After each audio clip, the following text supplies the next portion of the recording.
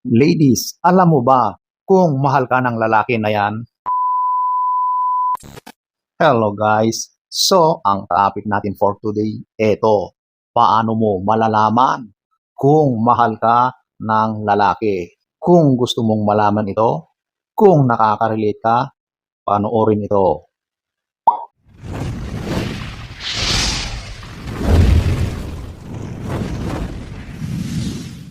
So, eto ating aalamin. Number 2, money.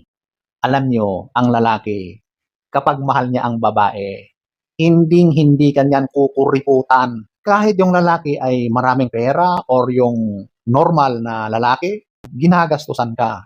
Kahit sa mga simpleng bagay. Of course, iba pa rin kapag yan ay mayaman. Iba ang ibibigay, bongga, di ba? Kahit simpleng Juan, simpleng lalaki, kapag nag-e-effort yan, talagang gumagawa rin siya ng paraan para ibigay yung bagay para sa iyo, mahal ka ng lalaki na yan, okay? Kaya kapag ang lalaki ay kuripot, ayaw magbitaw, buksingero, yung pera ay laging ganon, ganon, ganon, ganon, ayaw magbitaw. Wala kang mapapala sa ganyang uri ng lalaki. Hindi pwedeng hindi yan gagastos. Ang lalaki, simulat sa pool, panahon ni Limahong, ang lalaki talaga ang breadwinner. Yan talaga ang nagpro-provide. Hanggang sa panahon ngayon, kahit sabihin natin na marami na ang nagbago sa mga nakasanayan at ngayon gusto nang maging equal ang babae, gusto niyang mag-provide para sa sarili niya, maging breadwinner, pero yung lalaki, andun pa rin yung innate na siya ang talagang magbigay, okay?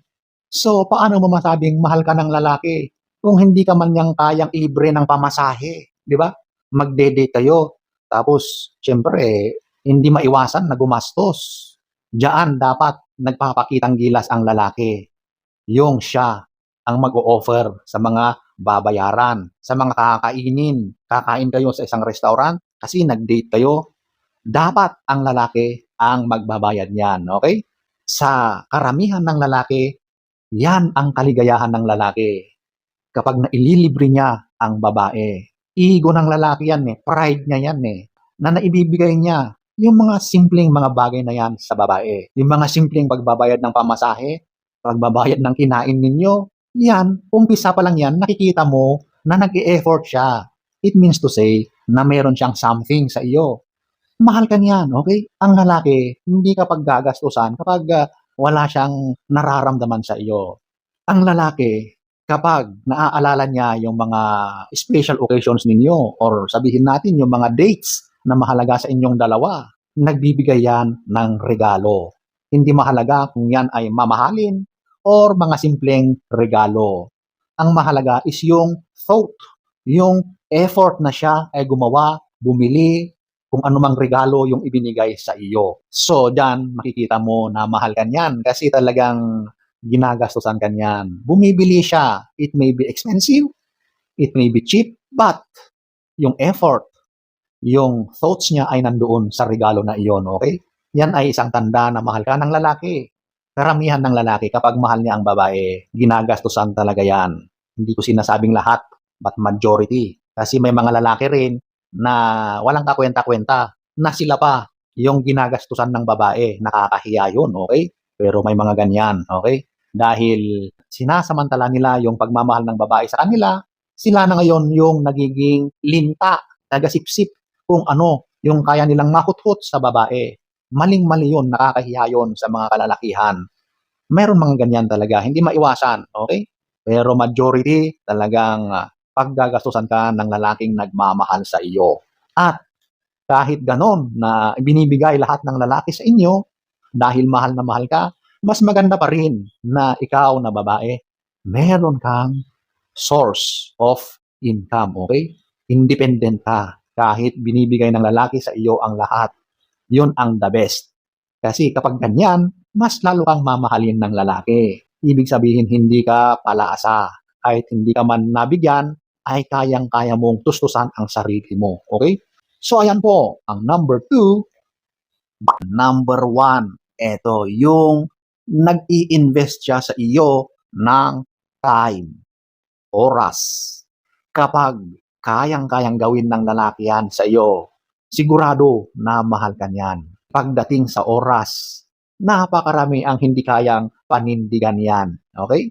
Sa umpisa siguro, nagpapakitang gilas pa yan. Kaya palagi kayong magkasama. Pero kapag tumatagal na, wala na. Lumalabas na yung totoong katamaran niya.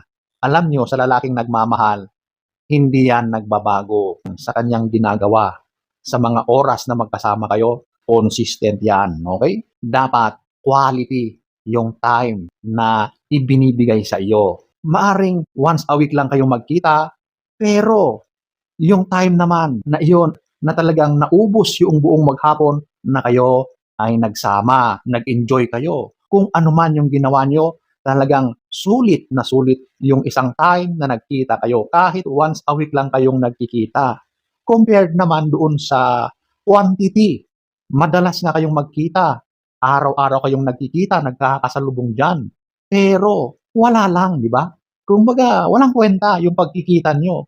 Maaring nagkikita lang kayo tapos magtanungan, saan ka pupunta? Pupunta ako doon. Ganun lang. O kaya, pasok na ako, ingat. Ganun lang, di ba? So, doon sa madalas nyong pagkikita, wala yung bonding time nyo talaga. Kumbaga, napakadalas nyo namang magkita, pero hanggang ganun lang. Tango-tango, konting usap, tapos, ayun, nag-aalisan na kayo. Dahil sa sobrang maaring napakabisin yung mga tao, mas maganda pa rin yung quality ng time kaysa yung quantity ng time na magkasama kayo. Okay? So, eto pa, prioritizing you. Okay? Alam mo, ang lalaki, kapag mahal ka niyan, ikaw na yung top priority niya. Yung oras niya at lahat ay sa'yo. Okay? Hindi ko naman sinasabi na kailangan na ikaw at ikaw lagi. Hindi naman. Pero kumbaga, sa lahat ng ginagawa niya, sa trabaho niya, sa mga hobbies niya, sa mga pinagkakaabalahan niya araw-araw, ikaw pa rin yung priority above everything na kanyang ginagawa. Okay? Sabihin natin, syempre, most of the time nasa work siya. Pero after work, agad-agad ikaw yung pinupuntahan niya. Kahit hindi kayo nagkikita, tatawagan ka niya. So, sa pag-uusap ninyo, yung communication ninyo, napakahalaga yun, di ba? At least nararamdaman mo na yung pag-uusap ninyo, kahit hindi physically present, ramdam mo na mahal ka niya. Kasi tinatawagan ka niya. Nag-uusap kayo ng maayos. Talagang ikaw yung pinaka-priority sa lahat, okay? Everything is secondary or less. Kapag nag-set siya ng time na magkasama kayo, napag-uusapan nyo rin ang mga plans nyo bilang magkarelasyon, okay? So, nag-open up siya sa mga balak niya in the future, di ba? Or mga plans niya, goals niya, na kasama ka, syempre, kasi ikaw yung dahilan kung bakit siya nagsisipag, kung bakit marami siyang plano, di ba? It's all because of you. At dahil sa mga moments na yan na magkasama kayo, he makes sure na nasasabi niya sa iyo yung mga balak niya, plano niya. At syempre, bilang karelasyon niya, ay gusto rin niyang malaman kung ano rin yung saloobin mo tungkol sa mga bagay-bagay regarding sa relationship niyo. Yung mga napag-uusapan niyo ay meaningful. Dapat marunong kayong makinig, okay? Hindi pwede na salita ng salita yung isa, tapos yung isa naman ay wala, busy, naglalaro ng games. Hindi maari yun. O kaya nagkikita kayo, nag-uusap kayo, pero yung isa naman sa inyo ay parang out of this world naman siya. Kung saan-saan siya tumitingin. Hindi yun nakakatulong, okay? Dapat kapag magkasama na kayo, dapat yung attention nyo sa bawat isa ay para lang sa inyong dalawa. Kapag ito ay nakikita mo sa lalaki, pinaglalaanan niya ng panahon na makasama ka. Talagang mahal ka ng lalaki na yan. Ang lalaki kasi, more on actions yan eh. Hindi yan masalita. Sabihin natin na maraming madaldal na lalaki, pero majority of men, ipinapakita yan sa kanilang mga ginagawa, sa actions nila. Okay? Number one. So, sana ay nagustuhan nyo ang ating topic for today. Next story time. Don't forget to subscribe.